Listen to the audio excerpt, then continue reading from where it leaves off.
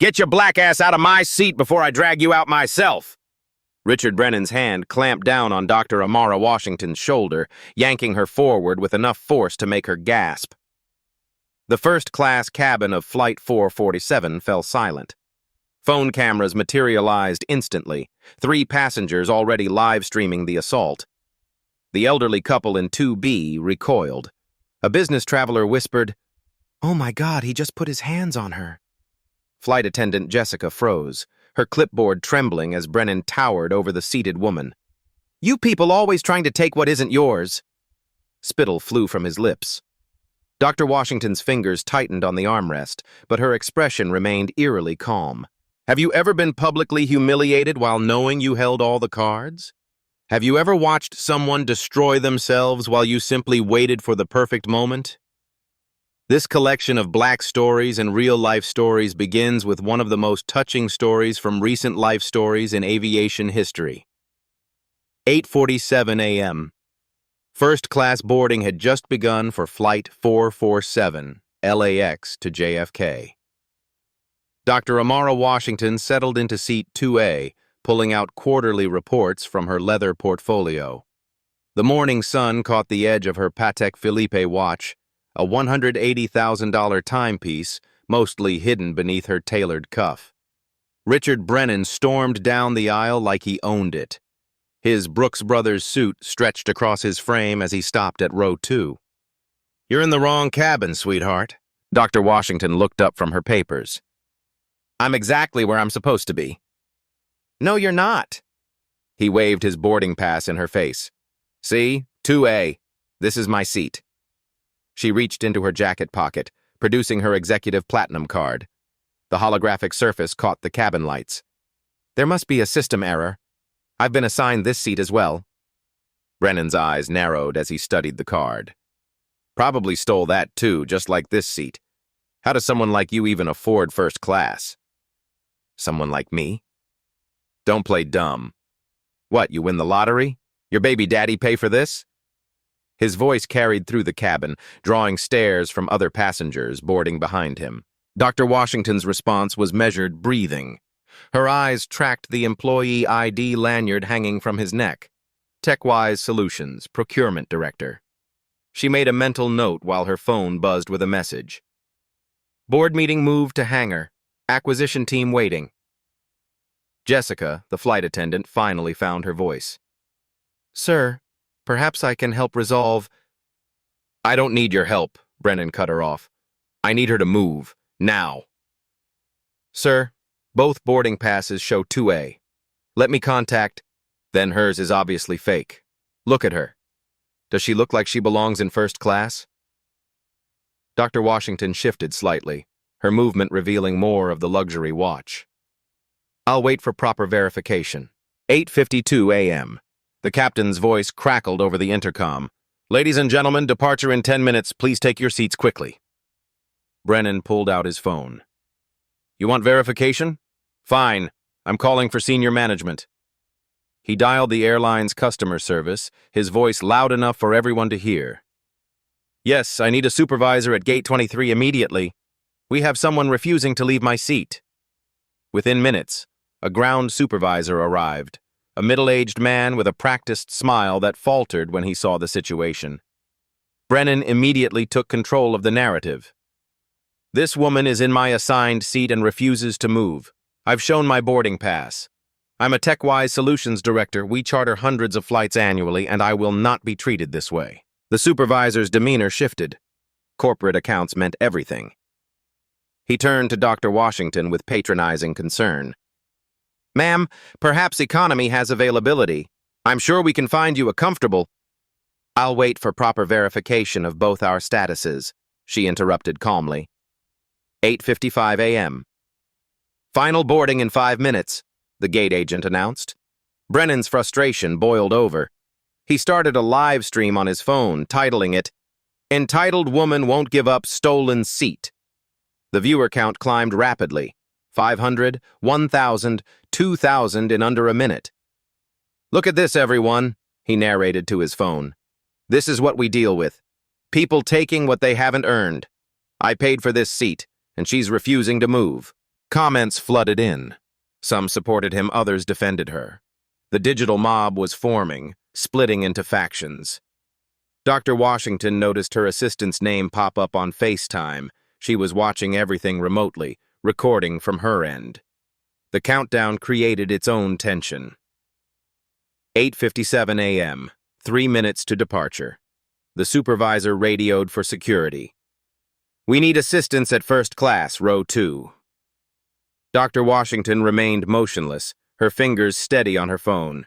She typed a quick message to her legal team. "Document everything. Prepare code black protocol if needed." Brennan mistook her stillness for defeat. "See? She knows she's wrong. She's probably figuring out how to play victim." He turned to his growing audience. "Watch. Any second now she'll claim discrimination. It's always the same story." But Dr. Washington said nothing. She simply waited, knowing that every word he spoke, every aggressive gesture, was being captured by multiple cameras. Her phone showed 17 different social media streams now broadcasting the incident. 8:59 a.m., 1 minute to departure. The tension in the cabin was suffocating. Other passengers had stopped boarding, creating a bottleneck. The flight couldn't leave until this was resolved, and Dr. Washington still hadn't revealed the text message clearly visible on her phone screen. "Skyline Airways Board of Directors, emergency meeting authorization confirmed." 8:57 a.m. 2 security officers pushed through the crowded aisle. Officer Martinez and Officer Kim approached with the practiced caution of airport personnel who'd seen too many situations escalate. Brennan immediately took charge of the narrative. "Officers, thank God you're here. This woman is refusing to leave my seat. She's being aggressive, threatening me. I don't feel safe." The irony wasn't lost on the passengers who'd witnessed him grab her shoulder minutes earlier. Several phones swiveled between Brennan and the officers, capturing every word. Officer Martinez approached Dr. Washington carefully. "Ma'am, we need you to comply with the crew's instructions." For the first time since the incident began, Dr. Washington spoke directly to the officers. "Officer Martinez, Officer Kim, may I see your badge numbers, please?" The request caught them off guard. She photographed their IDs with deliberate calm, her fingers steady despite the growing crowd. "Thank you. My legal team needs this for documentation." "Ma'am, that sounds like a threat," Officer Kim said. "It's transparency. Everything happening here is being recorded by 17 different passengers. I'm simply ensuring accuracy." Jessica, the flight attendant, whispered urgently to her colleague, "Something's off. She's too calm. Nobody's this calm unless—" Brennan's live stream hit 15,000 viewers. The comment section exploded into chaos.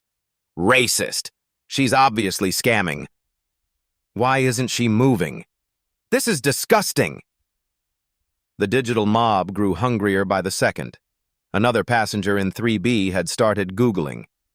The tail number visible through the window led him to the aircraft's registration. His eyes widened at what he found, but the chaos drowned out his attempt to speak. 9:08 a.m. "Doors closing in 2 minutes!" The gate agent's voice carried desperation. Captain Morrison emerged from the cockpit, his 4 stripes commanding immediate attention. "What's the delay?" Brennan jumped in first. "Captain, this woman refuses to move from my seat. I've shown my boarding pass. I'm a corporate client. This is unacceptable." The captain looked between them, then focused on Dr. Washington. "Ma'am, I need resolution now. We have a schedule to maintain." "Captain Morrison," she read his name tag deliberately, "I understand completely. I'm waiting for proper verification of seat assignments." "We don't have time for this. Security, please escort." 9:01 a.m. "All passengers must be seated for departure." The officers moved closer. Dr. Washington finally stood, but not in surrender. "Gentlemen, I strongly advise against touching me." "Is that a threat?" Officer Martinez reached for her arm. "My legal team is watching via live stream." She gestured to the designer bag at her feet, where a small camera lens was barely visible. "They're prepared to file immediate assault charges if you proceed without cause." Brennan exploded. "Typical! Playing the race card! This is exactly what's wrong with... His rant cut short as he lunged forward, grabbing her wrist with enough force to leave marks. Multiple passengers screamed, "No! He's attacking her! Someone stop him!" Dr. Washington didn't flinch. She looked directly at his phone, still streaming, and spoke clearly. "Battery. On camera. Thank you." The cabin erupted. Flight attendants rushed forward. Security officers pulled Brennan back. His phone clattered to the floor, still broadcasting to 23,000 viewers who'd just witnessed assault. "She provoked me," Brennan shouted. "You all saw it. She threatened me." But the passenger videos told a different story. The businessman in 1C was already uploading his footage with the caption, "White executive attacks black woman over airplane seat." Captain Morrison raised his hands for silence. "Everyone stop. Ma'am, sir, both of you need to..." Dr. Washington's phone rang. She glanced at the caller ID and allowed herself the smallest smile. "Captain, you'll want to hear this." "We don't have time for phone calls. It's your CEO." The captain's face went pale. "That's impossible." She put the phone on speaker. A male voice filled the cabin. "Dr. Washington, we've been monitoring the situation. Are you ready to proceed with Code Black?" Every Skyline Airways employee in earshot froze. Code Black was legendary, mentioned only in whispers, the nuclear option. "Not yet, Marcus," she replied calmly. "Let's see if Mr. Brennan wants to continue his performance." Brennan, still held by security, sneered. "What psychiatric ward did you escape from? You think you can intimidate me with fake phone calls?" The passenger who'd been Googling finally found his voice. That's the tail number of the CEO's personal aircraft configuration." "What?" Jessica grabbed his phone, her eyes scanning the registration details, her face drained of color. 9:02 a.m. The pilot's radio crackled with an emergency transmission. Captain Morrison answered it, his expression shifting from confusion to shock to something approaching terror. "Ladies and gentlemen," his voice cracked over the intercom, "we've been ordered to hold. All operations are suspended pending executive review." The cabin fell silent except for the sound of hundreds of notification pings as passengers' phones lit up with breaking news alerts. "Skyline Airways grounds all flights. Developing situation." Brennan laughed, but it sounded forced. "This is ridiculous. You can't ground an entire airline because..." Dr. Washington turned to face him fully for the first time. "Richard Brennan, Procurement Director, TechWise Solutions, Employee ID 447829. His laughter died. "How do you..." "Your company charters 200 flights annually through Skyline, $3.2 million in contracts. Your CEO is Patricia Hendricks. Your direct report is Michael Chen. You have 2 mortgages, 3 kids in private school, and according to your LinkedIn profile, you're up for Senior VP next quarter." The precision of her knowledge sent chills through the cabin. This wasn't random. This was prepared. "Who are you?" Brennan's voice had lost all its bluster. Dr. Washington straightened her suit jacket, the morning light catching her watch again. Every phone in the cabin was trained on her. The live stream viewers had swelled to 47,000. "Someone who's about to teach you why assumptions are dangerous." Dr. Washington stood with the measured grace of someone who'd already won. She pulled out her phone, scrolled to a single contact, and dialed. The cabin held its collective breath. "Marcus, ground all Skyline flights. Yes, all of them. Code Black protocol. Authorization, Alpha 77. Brennan forced a laugh that fooled no one. "What psychiatric ward did you escape from? You think anyone believes..." His mockery was cut short by the captain's radio exploding with chatter. Controllers at LAX, JFK, Atlanta, Chicago, every major hub reporting the same thing. Skyline Airways flights holding on tarmacs, gates locked, operations frozen. "Jesus Christ," someone whispered. "She actually did it." Dr. Washington turned to Brennan with the calm of a chess master who'd planned 20 moves ahead. Richard Brennan, Procurement Director, TechWise Solutions. Your company charters 200 flights annually through us. I know this because I personally approve every corporate contract over $2 million. The blood drained from his face. Us? I'm Dr. Amara Washington, CEO of Skyline Airways. She let the words hang in the air like a guillotine blade. This aircraft? I signed the lease personally. That seat you're fighting for? I approved its installation during our last retrofit. The cabin erupted. Passengers gasped, phones swiveled frantically, and Brennan's live stream chat became an avalanche of capital letters and exclamation points. Holy shit! She's the CEO! He's done! Racist picked the wrong one! Captain Morrison immediately stepped forward. Dr. Washington, I had no idea. She raised a hand. Captain Morrison, you followed protocol with the information available. That's exactly what I expect from my pilots. Her voice carried the authority of someone who'd built an empire. However, your security team needs retraining. Officers Martinez and Kim, you're dismissed. HR will contact you within the hour. The officers backed away, their faces cycling through confusion, fear, and regret. Jessica, the flight attendant, stood frozen, clipboard forgotten. Brennan stumbled backward, his mouth opening and closing like a landed fish.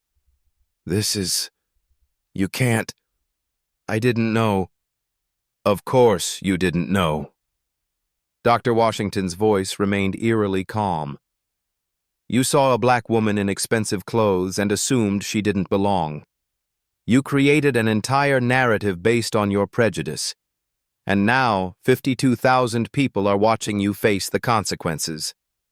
She pulled out her tablet, fingers dancing across the screen. Let me share some numbers with you, Mr. Brennan. Your live stream started 8 minutes ago. In that time, our stock has dropped 0.3%. That's $84 million in market cap. Gone. Because you couldn't imagine a black woman owning the seat you wanted. The businessman from 1C was frantically typing on his phone. Confirmed. She's really the CEO. Forbes featured her last month. Youngest airline CEO in history. Harvard MBA, Stanford engineering degree. Dr. Washington continued, her voice carrying the weight of data.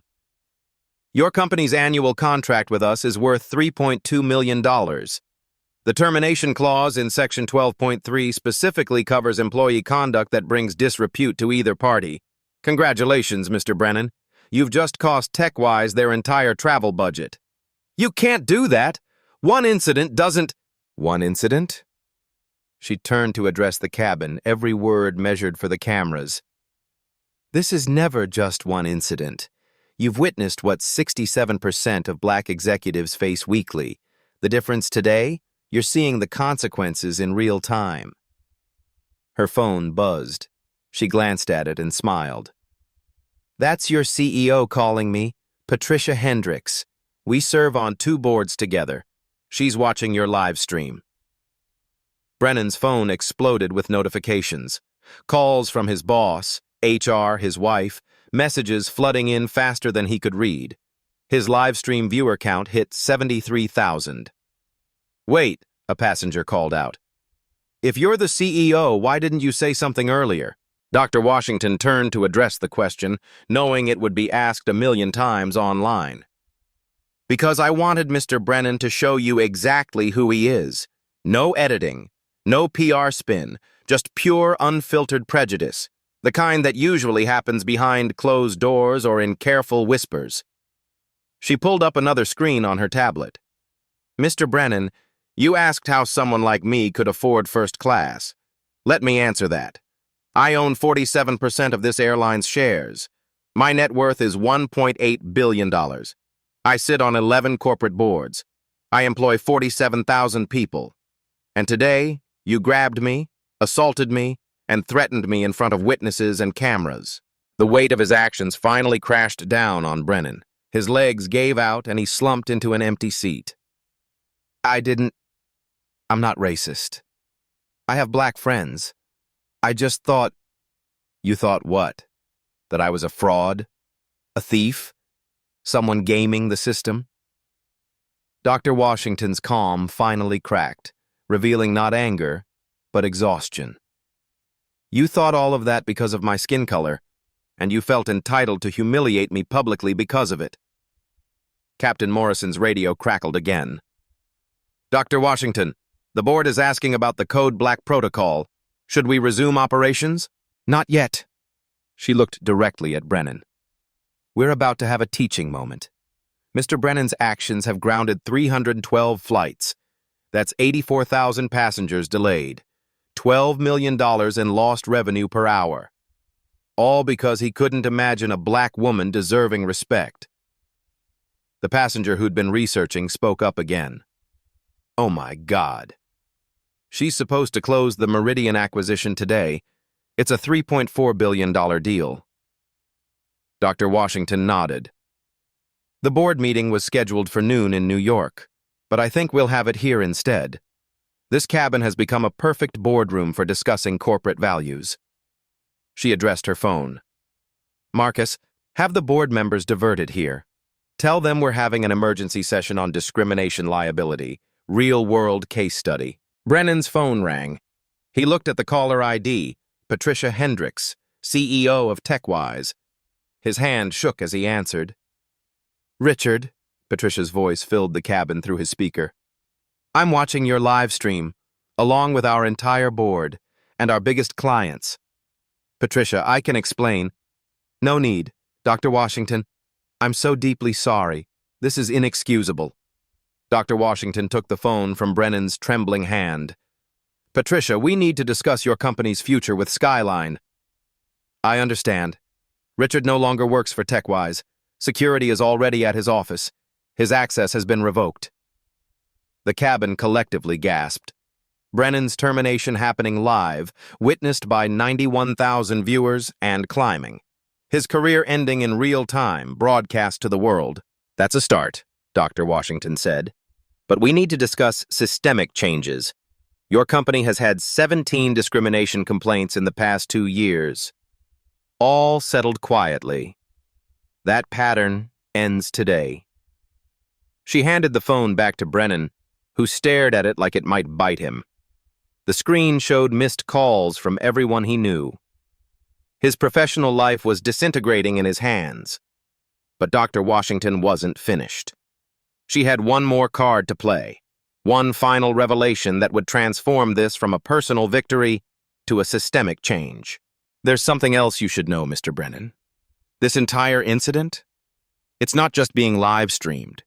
It's being recorded for a federal investigation into discrimination in aviation. You just became evidence in a Department of Justice case. The silence that followed was deafening. Even the phones stopped pinging, as if the digital world itself needed a moment to process what had just happened. Dr. Washington picked up the cabin intercom, her voice reaching every passenger aboard and the hundreds of thousands watching online. This is your CEO speaking.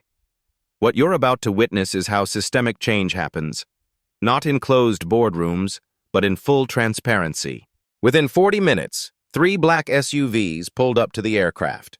The board members of Skyline Airways climbed the jet bridge, 7 of the most powerful people in aviation, summoned to a first-class cabin that had become a courtroom. Amara, Charles Whitman, the board chairman, surveyed the scene. This is highly irregular. So is being assaulted by a passenger, Charles.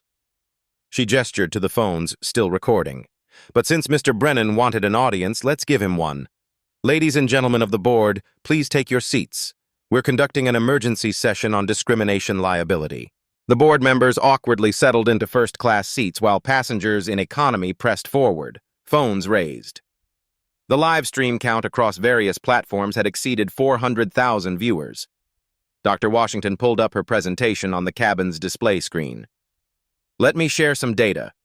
In the past year, Skyline has settled 43 discrimination complaints. Total cost, $18.7 million. That's just settlements, not counting lost customers, damaged reputation, or decreased employee morale. Amara, surely this can wait, board member Jennifer Hayes began. Can it? Mr. Brennan's actions have cost us $84 million in market cap in 37 minutes. Our phones are ringing with cancellations. Twitter is calling for boycotts. We're trending globally and not positively. She clicked to the next slide. But here's the opportunity. We can be the first airline to implement real accountability, not PR statements, not diversity theater, actual, measurable change. Richard Brennan sat hunched in his seat, his phone dark after the battery died from constant notifications. Patricia Hendricks was still on speaker through Dr. Washington's phone. Patricia, Dr. Washington addressed the phone, TechWise needs Skyline's routes for your Asian expansion. That's $47 million in projected revenue over 5 years. Here are my terms. She pulled up a contract on her tablet. Option A, immediate termination of Brennan, already done. Public apology, pending. Company-wide sensitivity training, mandatory. Third-party discrimination audit, quarterly. And a $10 million contribution to our new Passenger Dignity Fund. And option B? Patricia's voice was resigned. Contract cancellation, full legal prosecution for assault, and we share our investigation findings with your other airline partners. You lose not just Skyline, but potentially United, Delta, and American. The cabin was silent except for the sound of keyboards as journalists watching the stream typed furiously. You have 60 seconds to decide, Dr. Washington said. Charles Whitman stood up. Amara, this is extortion. No, Charles, extortion is illegal. This is capitalism. Mr. Brennan made a business decision when he assaulted me. TechWise made a business decision when they fostered a culture that produced him. Now they face business consequences. She turned to address the cameras directly. Every company watching needs to understand. Discrimination isn't just morally wrong, it's expensive. It's a liability. It's bad business. Her tablet chimed. Patricia, your 60 seconds are up.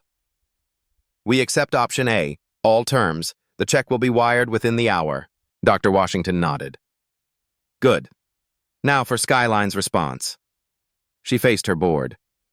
I'm proposing Project Dignity, a $50 million investment in the following: body cameras for all gate agents and flight attendants, AI-powered discrimination detection in our customer service calls, a passenger advocacy department with real power to intervene, and zero tolerance, not zero visibility, zero tolerance for discrimination. Jennifer Hayes did quick calculations. That's a significant investment. Our market cap dropped $84 million because one man couldn't control his prejudice. This investment pays for itself if it prevents even one similar incident. She pulled up another screen. I've also drafted federal legislation, the Passenger Dignity Act, mandatory reporting of discrimination incidents, federal database of offenders, criminal prosecution for assault regardless of venue. Board member David Kim raised his hand. The airline lobby will fight this. Let them. We'll be on the right side of history, and more importantly, on the right side of the balance sheet. Companies that lead on social issues see 12% better stock performance over 5 years. Brennan finally found his voice. You're destroying my life over a misunderstanding. A misunderstanding? Dr. Washington turned to him. You grabbed me. You threatened me.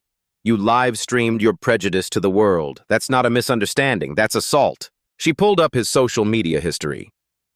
Your Twitter feed shows a pattern. Complaints about diversity hires, jokes about those people, comments on articles about successful black executives suggesting they're tokens. You've been telling us who you are for years. Today you just did it with witnesses. The captain's radio crackled. Dr. Washington, we have media requests from CNN, Fox, MSNBC, BBC. Tell them we'll hold a press conference after the board vote. Speaking of which, she turned to the board. All in favor of Project Dignity? One by one, hands raised. Charles Whitman was the last, but even he couldn't argue with the math. Unanimous approval. Motion carried. Dr. Washington allowed herself a small smile. Mr. Brennan, you wanted my seat. Instead, you just gave me the leverage to transform an entire industry. She addressed the cabin one more time. To everyone watching, know this. You don't have to accept discrimination. Document it, report it, and if you're in a position of power, use it to create change. Her phone buzzed with a text from the Department of Justice. Watching with interest. Let's discuss federal implementation. Oh, and Mr. Brennan? She turned back to him. Your assault charge will be prosecuted to the fullest extent. My lawyers estimate $12 million in damages. Your house in Westchester won't cover it, but it's a start. The board members stood to leave, but Dr. Washington raised her hand. We're not done. Jessica? She called to the flight attendant. You tried to intervene. You showed courage. Effective immediately, you're promoted to head of our new passenger advocacy department. Salary, $150,000 plus equity. Jessica's legs nearly gave out. Thank you, Dr. Washington. Don't thank me. Thank Mr. Brennan. His actions just created your position. As the board filed out, Charles Whitman paused beside her. You planned this. I planned for this, she corrected. There's a difference. I didn't make him assault me. I just made sure when someone inevitably did, it would mean something. The live stream viewers had reached 1.2 million. The incident had become more than viral. It had become historic. And it wasn't over yet. Security officers, different ones this time, escorted Richard Brennan off the aircraft. His live stream was still running, capturing his walk of shame past hundreds of recording phones. The comments section had become a digital mob justice. Racist exposed! Never flying tech-wise partners! This is what accountability looks like, Dr. Washington addressed the remaining passengers. Every person on this flight receives a first-class upgrade on your next 10 Skyline flights. Not for your inconvenience, but for your witness. Change requires witnesses. Captain Morrison stepped forward. Dr. Washington, shall we continue to New York? No, we're done here. But this flight continues, with everyone who wants to witness corporate justice in action. She turned to the cabin. The Meridian acquisition signing is happening in Hangar 7. Any passenger who wants to attend is welcome. Within 2 hours, Hangar 7 had transformed into an unprecedented corporate theater. 300 passengers, 40 journalists, and a dozen board members gathered to watch a $3.4 billion deal close. But first, Dr. Washington had reforms to announce. Effective immediately, she spoke into the forest of phones and professional cameras. Skyline Airways implements the following. Every discrimination incident will be investigated by external auditors. Results will be public. No more NDAs, no more quiet settlements. She clicked through her presentation. Our new app launches tomorrow. Passengers can report discrimination in real time. Videos upload directly to our advocacy department and, if criminal, to law enforcement. The crowd murmured approval. Someone shouted, "What about Brennan?" Mr. Brennan was arrested 90 minutes ago. Assault and battery charges. His bail is set at $500,000. She pulled up a legal document. He's also facing a civil suit. Every penny will go to our passenger dignity fund. Her phone lit up with a CNN alert. 12 major airlines announced discrimination review policies following Skyline incident. That's the power of transparency, she told the crowd. When you shine light on darkness, the cockroaches scatter. Jessica, still processing her promotion, raised her hand. What about the other employees who didn't intervene? Mandatory retraining. But more importantly, new incentives. Employees who successfully prevent discrimination will receive bonuses. Those who enable it will face termination. A journalist called out, Mr. Brennan's wife just filed for divorce. Comment? Personal consequences follow professional choices. I take no pleasure in his family's pain, but I won't apologize for holding him accountable. She pulled up another screen showing social media metrics. In 4 hours, this incident has generated 47 million views, 2.3 million shares, and sparked a national conversation. Hashtag Skyline Dignity is trending in 14 countries. The Meridian executives arrived, looking uncertain about signing their acquisition in such a public forum. Dr. Washington addressed their concern directly. Gentlemen, You're about to partner with a company that doesn't hide from hard truths. We confront them. We fix them. We profit from integrity. The signing proceeded with hundreds of witnesses. As she penned her signature on the $3.4 billion deal, Dr. Washington spoke to the cameras. Mr. Brennan thought he was entitled to my seat because he couldn't imagine me deserving it. He was wrong. But he was also a symptom of a larger disease. Today, we started the cure. Within 24 hours, the ripple effects were staggering. Brennan's LinkedIn showed 50,000 comments, mostly from recruiters withdrawing interest. TechWise stock dropped 8% as clients reconsidered partnerships. 3 senators called for congressional hearings on aviation discrimination. Dr. Washington testified via video link from her office.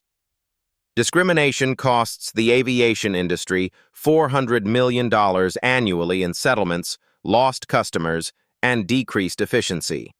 This isn't about political correctness. It's about economic reality. The Passenger Dignity Act gained 17 co-sponsors in its first week. Airlines that initially resisted began announcing their own reforms, not from moral awakening, but from market pressure. A week later, Jessica held her first meeting as head of passenger advocacy. Her team of 30 had already prevented 7 incidents, each one documented and resolved before escalation. Dr. Washington, she reported, a passenger tried to demand a Muslim family be removed from a flight.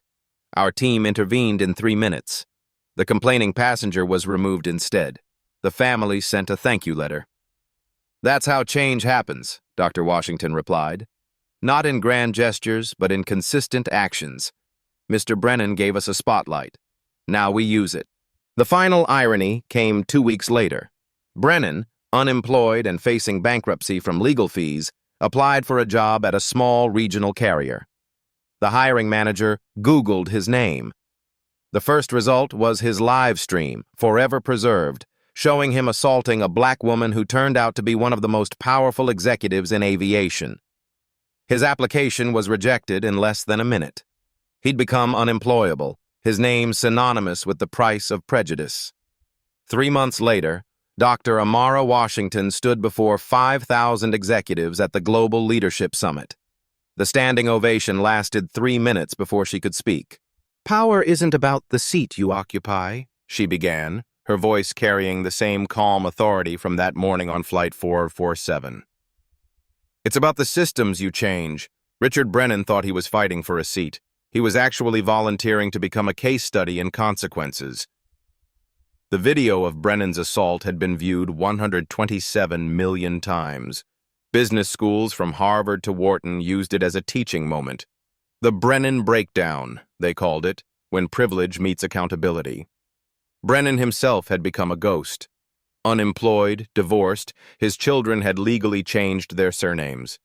His oldest daughter's college essay about unlearning my father's prejudice went viral. Even his country club revoked his membership after members complained about the association. Don't Brennan yourself had entered corporate vocabulary, a warning against letting bias destroy your career. His name had become a verb, his legacy a cautionary tale. Meanwhile, the Skyline standard spread across industries. 200 companies adopted similar policies. Discrimination reports in aviation dropped 73% in 6 months, not because prejudice disappeared, but because consequences became real and immediate. Jessica's passenger advocacy department had handled 1,847 cases, preventing escalation in 94% of them. Her salary had doubled, but more importantly, she'd found purpose.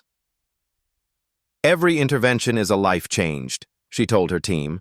The elderly couple from Seat 2B, the Johnsons, had invested $1 million in Skyline stock. We want to support leadership with backbone, they wrote to Dr. Washington. Their investment had already grown 22%. Dr. Washington's biography, Altitude Rising Above Prejudice, topped bestseller lists for 12 weeks. Netflix paid $15 million for the documentary rights. But she stayed focused on work, arriving at the office each morning at 6 a.m. Real change happens in boardrooms, not ballrooms. she told her assistant, declining another speaking invitation to focus on implementing new training programs. The Department of Justice adopted her framework nationally. The Passenger Dignity Act passed with bipartisan support. Discrimination had finally become too expensive to ignore. During her summit speech, Dr. Washington shared one final revelation. Mr. Brennan sent me a letter last week. He asked for forgiveness, claimed he'd learned his lesson.